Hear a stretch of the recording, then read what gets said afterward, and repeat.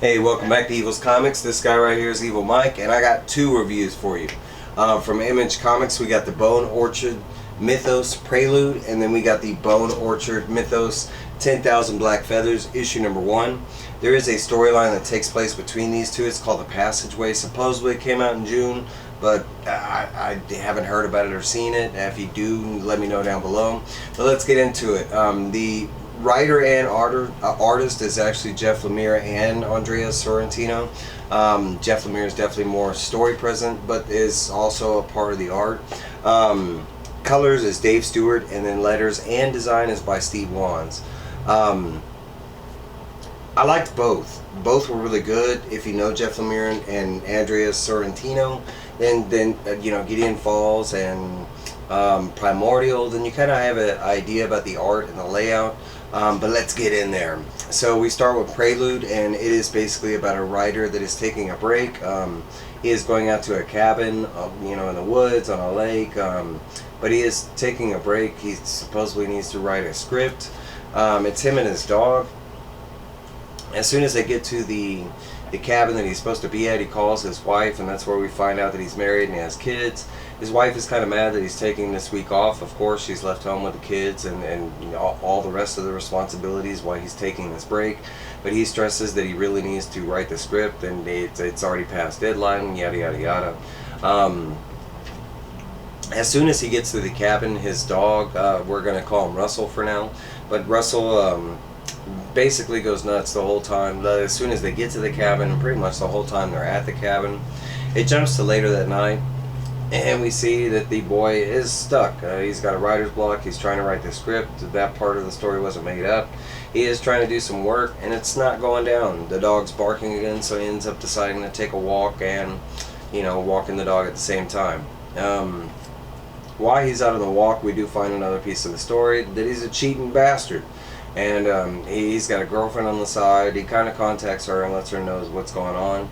She makes a plea about, you know, coming to see him, and he's like, nah, really, I gotta work. So, I mean, at least that part of the scenario isn't, you know, too bad.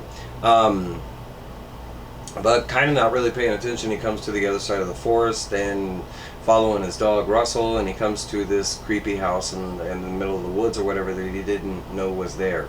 He ends up going inside to investigate, comes across this creepy mask. Hears Russell start barking at another room, goes to the other room, and as soon as he gets to the room, he looks outside, and Russell is actually outside, which is kind of weird because he was just inside with him in the other room. The guy gets kind of freaked out, leaves, goes back home, eats some dinner.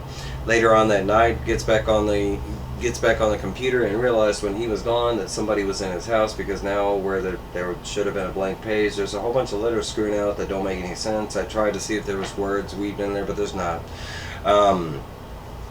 Basically, he starts inspecting the house, trying to figure out what's going on. The dog's going nuts at the same time. Eventually, he does like follow the dog to find out what's going on, and he does find out that somebody is outside this time. We get a creepy red dude in the mask, and he's butt-ass naked, just standing in the water and standing on the water. Quickly, the guy, you know, he calls his wife, taking it as a message or something like that, and he's trying to like, hey baby, can we work this out? You know I've been a douche and blah blah blah. He never admits to the cheating, but basically admitting to making a mistake. His wife is, of course, you know, glad to do it, I guess, you know, and they pretty much get off the phone. The dog ends up running, taking off, and he ends up taking off after the dog while this is going on. And of course, the dog ends up going to the creepy house, and, you know, he runs up to the house, sees the dog, goes and tries to get the dog to go back to his house, and this time the dog actually bites him, because it's not actually his dog. It just looked like his dog.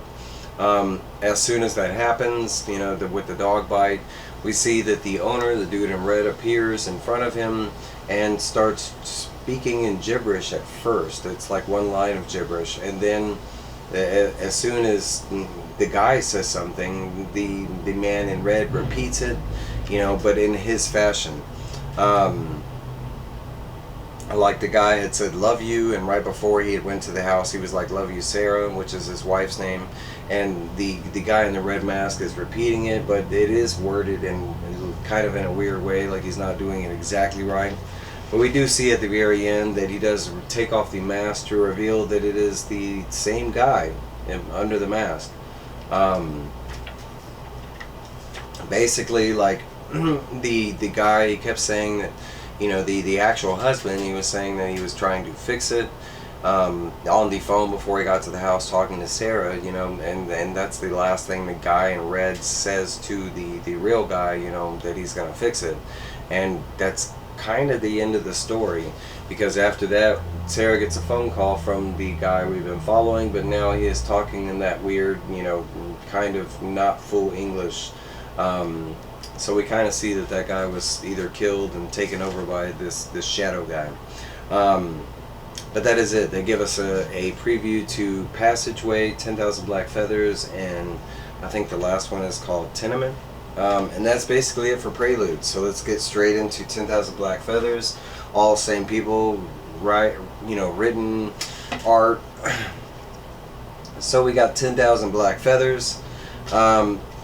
This one is actually about a writer again, and it starts off, and it's a whole bunch of scenes that don't make any sense until a little bit later. I'll just leave that there for now. Another scene that doesn't make any sense until a little later. Actually, this one does not make any sense yet whatsoever. But we do get to meet our main character after this page. Evidently, she's, you know, stuck in a set of grief or something like that. I'm assuming it's because of this girl over here, but we'll get there. But it does start out, and I think this girl's name is... Give me a second, I'm so bad with names. It is Terry. And she is on her way to somewhere. We just see her get off the bus and go over to this house, knock on the door.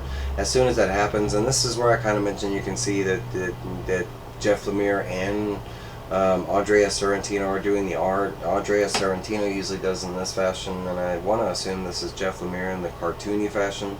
But we get flashbacks in the cartoony fashion, and basically it says they meet, and it's basically Terry and a friend.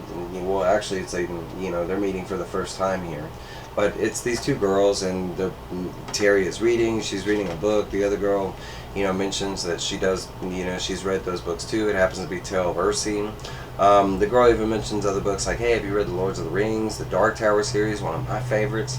But basically they're setting up that the two girls become good friends after this occasion. It goes back to Terry knocking at the door, and we see that she is at a woman's named Trish's house.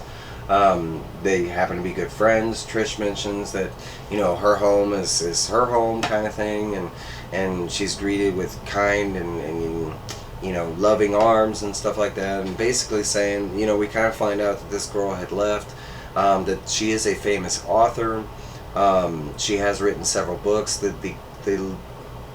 Trish is telling Terry that she has all her books, but she doesn't really read them because she is not into horror, so we do find out she is a horror writer. And that's basically all that's kind of said right here. And then we get another flashback, and it's called The Pact is Made. A World is Born, and it's basically these two girls, and they find out back in the day what Terry wanted to do before she was a famous writer, and she was trying to come up with a shared universe type of story, but in a horror fashion. At this time, basically, you know, telling her friend about this, you know, that she had been trying to do this for a little while, and she's kind of stuck, and basically at this time, that's the pact that was made. They basically decide to help, you know, create the story. They keep it a secret from everybody until they are finished, and then they can tell the world, kind of thing. And that's basically all that is set up. They go back to like Trish at night. During the book, they keep mentioning this one line. It's on the very first page. It's on like the 5th page. It's on the 6th. But she keeps mentioning, can you see the black feathers falling? And then there's another line like, nah, I don't see them. And then there's another line like, yeah, you do. And then there's another line like, I do see the black feathers. Well, at this point, she's taking a nap at Terry's house, you know, all, you know, set in, and, or she's trying to sleep. She's not really doing it, but she kind of says that the black feathers are falling.